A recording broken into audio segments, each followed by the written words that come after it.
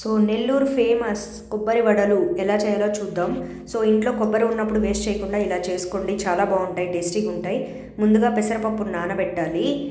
ఒక చిప్ప కొబ్బరికి 1 గ్లాసు బియ్యపిండి, పొడి బియ్యపిండి అండి.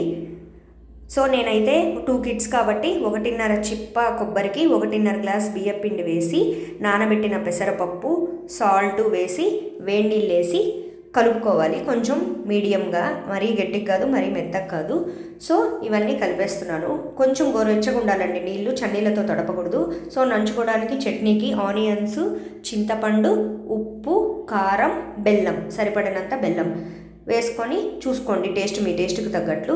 సో ఇలా తడిబట్ట మీద వడల్లాగా తట్టి ఆయిల్ బాగా కాలాక డీప్ ఫ్రై చేసుకోవాలి. సో ఇలా ఈ కలర్లో తీసుకున్నా కూడా సరిపోతుంది. నేనైతే కొంచెం రెడ్గా తీస్తానండి.